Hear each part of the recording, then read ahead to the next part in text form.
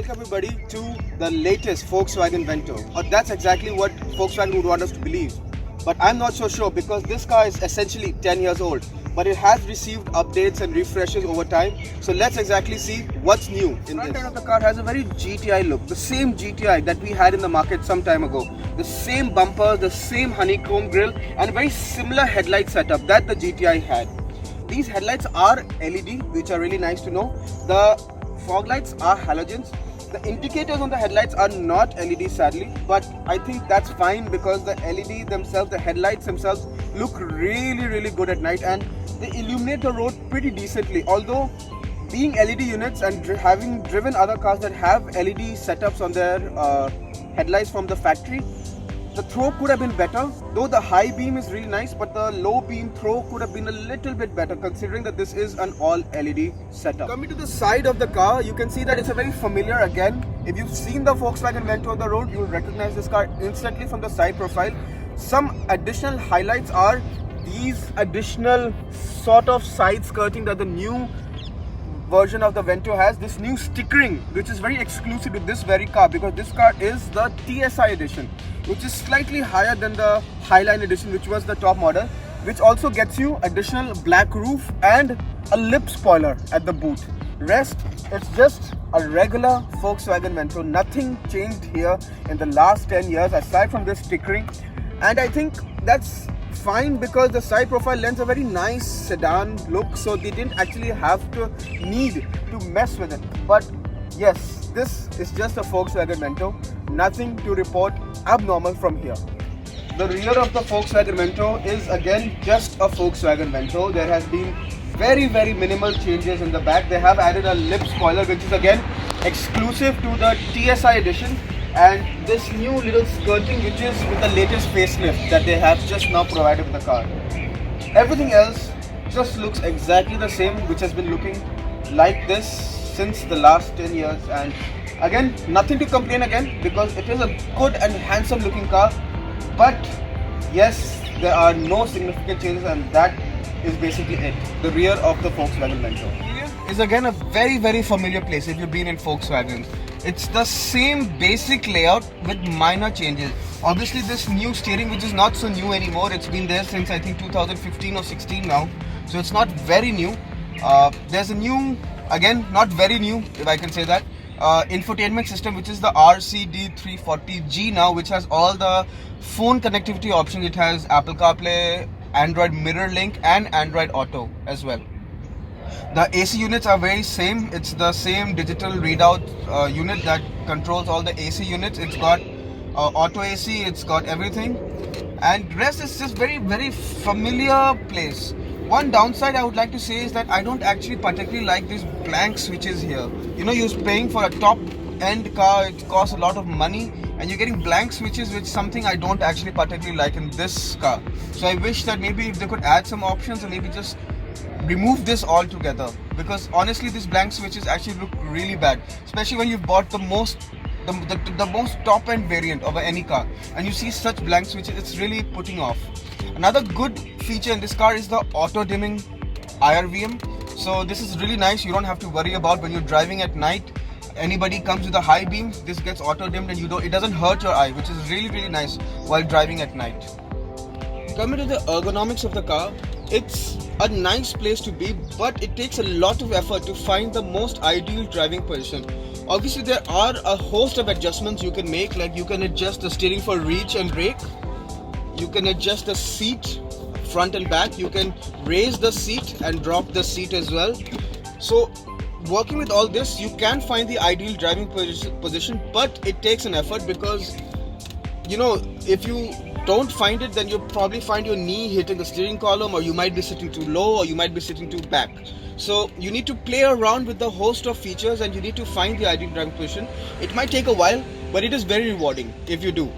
Coming to the seat, as you can see, this is a leatherette seat. It's got 4 airbags, so it's got the airbag sign here as well. And it's a comfortable seat. It's got very good under thigh support. It's got really good back support as well, and I find it really comfortable because I've been driving this car for a very long time and my back is really happy with no complaints. The rear seat of the Volkswagen Vento, you can see that legroom is not that much of an issue, but if you do find an issue, you can move it forward by sitting in the back, which I find it to be a very useful feature, especially if you're chauffeur driven. You can just push the seat forward and get maximum space. Coming to the actual seat, I feel the backrest is really nice. It's at a very good angle, but under thigh support is not as good as the front seats, and I can feel that I could do with a bit more under thigh support. I'm 5'8", so I'm average height, as you can see, but I feel that the under thigh support is a little on the lower side. Another downside I find is that the rear doors cannot actually hold a bottle. It's just a fairly normal sized bottle, but I can't put it inside, which is a big downside. For that, I'll have to use the only cup holder I have in the back, and I'll have to put the bottle here. Rest is just a regular place to be, nothing too fancy here. Not many things to play around with here as well, but I guess it's a fuss-free place to be, and I guess we can't complain much here then. This car also comes with an electromagnetic boot release, so you don't actually need all the time to open the car from the front or from the key. You can just open it and get access to the 494 litre boot space, which is pretty handy. I think this would work really well for your weekend trips and the airport runs as well. Now we're behind the wheel of the Vento 1 litre TSI. To start things off, let me give you some facts. This 1 litre TSI has 110 PS of power and about 180 Newton meters of torque, which sound pretty good on paper. This is also mated to a 6-speed manual gearbox. So let's see how this car actually drives. So first things first, when you sit in the position and you press the clutch and you slot the gear into first, you'll notice that the clutch is extremely light. In fact, very pleasantly light. It doesn't take an effort at all to start this car from motion. It's very easy to crawl this car out of any spot, and you just need to leave the clutch, apply a little bit of throttle, and you're on your way. However, when you do start off like this, you do notice that this engine is a 3-cylinder. You have that 3-cylinder thrum, which is very prominent at lower speeds, because obviously there are more vibrations and everything factoring for a 3-cylinder. You feel all of that, which is definitely not a nice factor, because the previous 1.2 TSI engine was a 4-cylinder engine. Actually, this is a 3-cylinder, which is a bit of a downside, I feel. But that's where the negatives stop.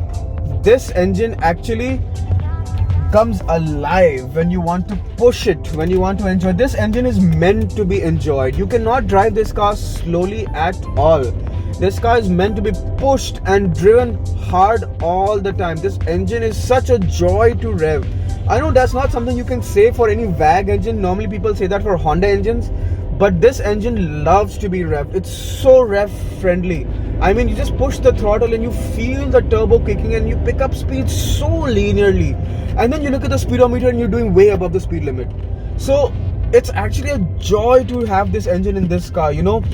This engine is actually found in the Up GTI in the global markets. So you know that this engine has some high performance credentials. This engine, I mean, I feel like there is very nominal turbo lag, which you won't actually feel, which can also be cured by just a simple downshift and you're back again in the power range. And for that, you can just fly. I mean, it's, again, as I said, it's very difficult to drive this car so slowly. This car is asked to be pushed, it just loves to be pushed. Look at this. I'm just revving it, and wow, it drives so nicely. The engine delivers the power so nicely. This engine, I actually didn't expect to like it as much, because I've driven the 1.2 TSI, so I thought it must be similar in characteristic, but no, this engine is completely different to the 1.2 TSI. The 1.2 TSI feels a little lazy. In fact, this feels eager. This feels ready to jump at all times. And I love that characteristic. I mean, this engine is also now available with the torque converter and remove the DSG. So I'm eager to try that out as well, because that would be just the perfect daily driver car. I mean, you can take that car in bumper to bumper traffic as well, because not everybody is comfortable with driving a manual in bumper to bumper traffic. Overall, I am just all praises for this engine and gearbox. I just love it. This engine and gearbox should have come to this car and the Polo much earlier. We waited too long for this, and now we finally have it, and it's just the best engine for this chassis ever. It's just so much fun. Coming to the steering, The steering feedback is just a typical VAG, the typical Polo Vento feel. There is a lot of weight they have added to after the 2015 facelift, but it's not the most fun steering, I can say, because when you point it into a corner, you're not sure how much lock there is. And you know, if you're a mid corner, if you're pushing really hard, you might have to make mid corner corrections, which are not really nice all the time. So you know, it's a typical VAG steering, so this I can't fault, because I think I mentioned this in my earlier GT TSI review as well, which I made many years ago. The same problem where the steering feel was a little vague. They have added more weight, so that feels like you have more feedback, but a little lacking in feedback there for sure. But yeah, again, it's better than before. The pre-facelift cars in 2012 and 13, those were completely lifeless. Now there is some feel, but it could really do with more feedback, for sure. That's a typical Polo problem. Coming to the conclusion of the car, there are some good bits and some not so nice bits. The good bits are that this car is still a very good looking car. Essentially, this car is 10 years old, but with the new GTI body kit and the 16-inch rims, it complements the profile of the car really well, and I feel that this car still looks good in the current crop of the sedans in the market right now. Another good bit is that the car is decently practical. It has enough space for a family of 4 and the luggage for a weekend trip or the airport runs. So I feel like that is just good enough for the compared to the other cars in the segment. Another good bit I find is the ride and handling. I know I said the steering is not the best around, but the ride and handling chassis combo is pretty spot on compared to other cars in the segment. Another thing which I cannot stop talking about is the engine and the gearbox. This 1-liter engine is just fabulous. This is the engine we should have gotten from day one. I know people have there is a strong fan base for the 1.2 TSI, which is not in the market anymore. But I feel that this engine is actually much more fun to drive than the 1.2 TSI. Especially it's mated to this fabulous 6-speed manual gearbox.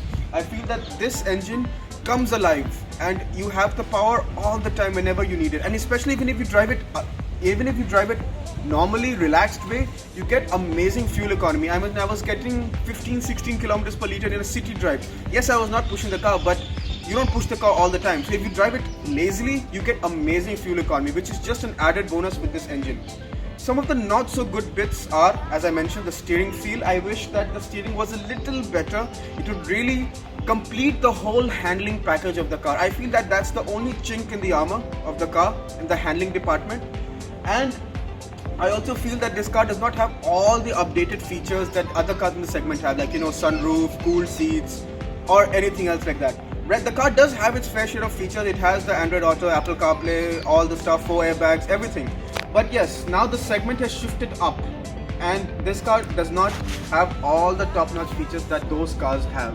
Another con of this car, I would like to say, is that the brakes, they are a little woody and they are not very confident in spying. So when you actually push the pedal, you're not sure how much to push the pedal to stop the car. Again, this can be upgraded obviously, because these cars do have a great aftermarket support. But out of the factory, the brakes are not the best around, and I think that's something that gets something used to. But are these all deal breakers? This car is 11 lakhs ex-showroom, and I think with all the cons I mentioned, I think those are not deal breakers. I think in this segment, this car, it has all the features, it has everything, the dynamics and everything. I think this car is still a very strong contender in this C segment sedan. At 11 lakhs ex-showroom, I also think it's pretty value for money.